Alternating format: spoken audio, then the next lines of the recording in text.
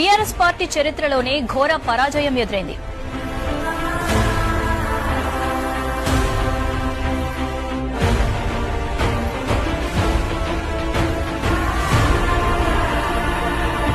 మనకి ప్రజలు 39 స్థానాలు ఇచ్చి ప్రతిపక్ష పాత్ర పోషించండి అని ఒక ఆదేశం ఇచ్చినారు.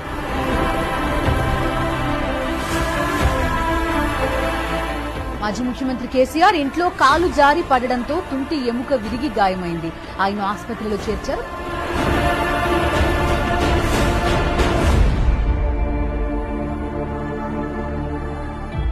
లేటెస్ట్ అప్డేట్ మనం చూస్తున్నాం. బీఆర్ఎస్ ఎమ్మెల్సీ కవితను అరెస్ట్ చేసింది ఈడీ.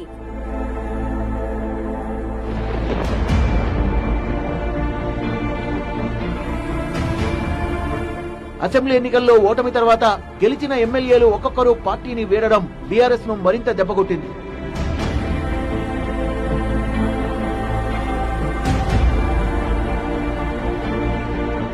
అసెంబ్లీ ఎన్నికల్లో ఓటమి నుంచి తేరుకుంటున్న బీఆర్ఎస్ కు మరో షాక్ తగిలింది. లోక్సభ ఎన్నికల్లో ఘోరంగా ఓడిపోయింది. 17 సీట్లలో పోటీ చేస్తే కనీసం ఒక్క సీట్ అంటే ఒక్కటి కూడా గెలవలేక చతికిల పడింది.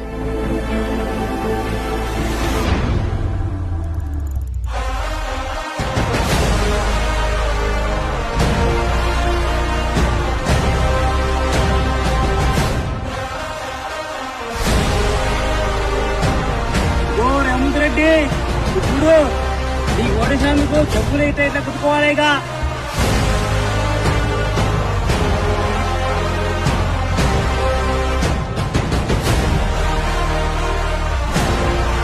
బోనస్ బోగస్ అయింది. రైతు భరోసాకు దిగ్గలేదు. టీఆర్ఎస్ అంటే భారత రాష్ట్ర సమితి కాదు, భారత రైతు సమితి అనే విధంగా రైతుల పక్షాన ఉండి గట్టిగా కొట్లాడదాం. వెనక్కి తిరిగి చూసేవరకల్లా కుప్పగూలింది అధ్యక్ష. మేడిగడ్డ కాస్త మేడిపండైంది. కొట్టుకుపోయిందని ప్రచారం చేసిన కాళేశ్వరంలో ఇవాళ ఎట్లా జల పరవలు ఎట్లా దుంకుతున్నాయి.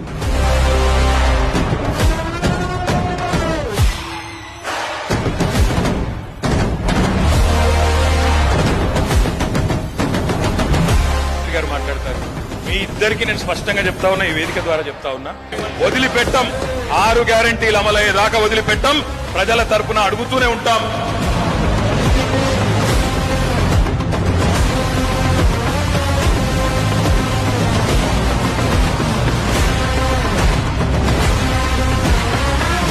మరి ఎవరైతే ఆటో డ్రైవర్లకు మీరు ఇచ్చిన మాటలు ఏమన్నారు? మీరు 12,000 రూపాయలు ఇస్తాం సంవత్సరానికి అన్నారు. ఆ 12,000 సరిపోవు, మాకు నెలకు ఖచ్చితంగా 5,000 రూపాయలు ఇవ్వాలని చెప్పి ఆటో డ్రైవర్లు అడుగుతా ఉన్నారు.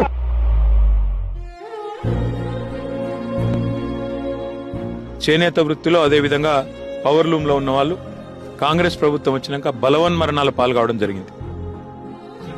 పూర్తిగా అండగా మంచిగా పెద్దగా అయ్యేదాకా గొప్పగా అయ్యేదాకా అండగా ఉంటా. కానీ నువ్వు అక్కను తమ్ముడు వాళ్ళు ధైర్యం కోల్పోవచ్చు. మాటిస్తున్నావా? పక్క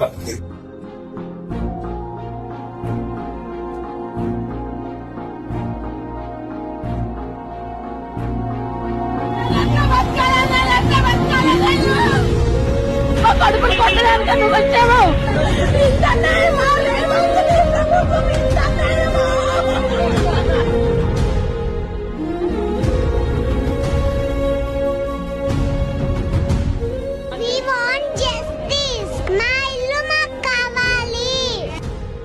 మూసీ పరివాహక ప్రాంతాల్లో బీఆర్ఎస్ ఎమ్మెల్యే పర్యటిస్తూ బాధితులకు అండగా నిలబడుతున్నారు.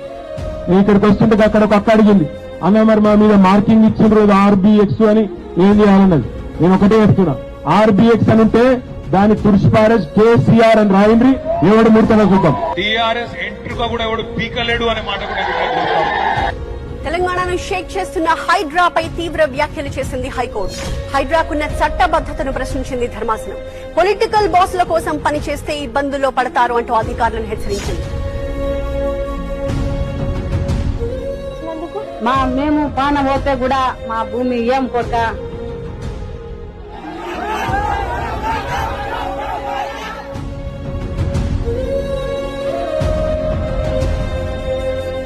ప్రజల మీద దౌర్జన్యపూరితంగా అంటే నువ్వు భూమి ఇవ్వకపోతే నేను తొక్కుతాను.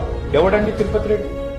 అడ్రస్ లేని గొట్టంగాడు వచ్చి ఇది ఆగదు, ఫార్మ్ ఆగదు. నువ్వు ఎవడివి చెప్పడానికి? నేను ఒకటే మాట చెప్తా ఉన్నా, ఆ కుటుంబాలన్నిటికి కూడా మీకు మొత్తంగా బీఆర్ఎస్ అండగా ఉంటది.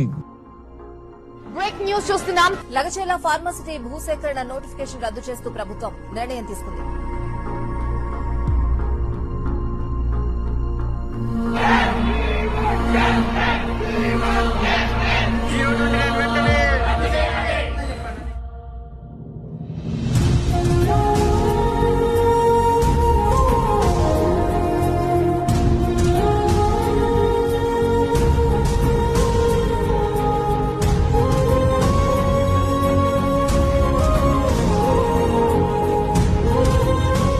మేమేమంటున్నాము, డిస్కాంలు ప్రైవేటీకరణ చెయ్యము అని కుండబద్దలు కొడుతూ ముఖ్యమంత్రి గారు మీరు స్టేట్మెంట్ ఇవ్వండి. ఇప్పుడే మేము డిమాండ్ చేసినట్టు తెలంగాణ ప్రభుత్వం ఎంఓయూలు రద్దు చేసుకోవాలి, అదానితో 100 కోట్లు వెనక్కి ఇవ్వాలి. రకరకాల పరిస్థితుల వల్ల తెలంగాణ రాష్ట్ర ప్రభుత్వం మీ 100 కోట్ల రూపాయలను యంగ్ ఇండియా స్కిల్స్ యూనివర్సిటీకి బదిలీ చేయొద్దు అని చెప్పి విస్పష్టంగా వారికి లేఖ రాయడం జరిగింది.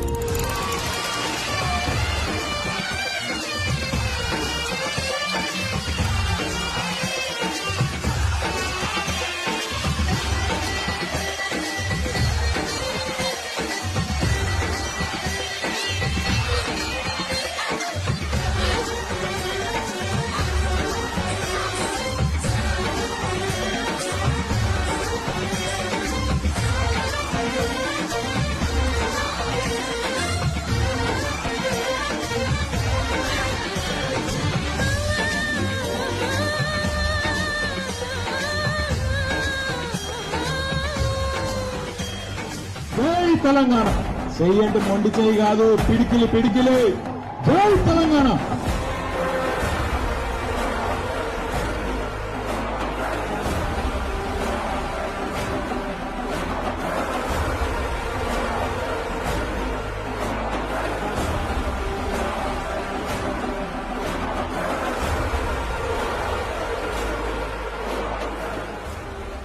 మీరు చూసింది ట్రైలర్ మాత్రమే, అస్సలు సినిమా ముందున్నది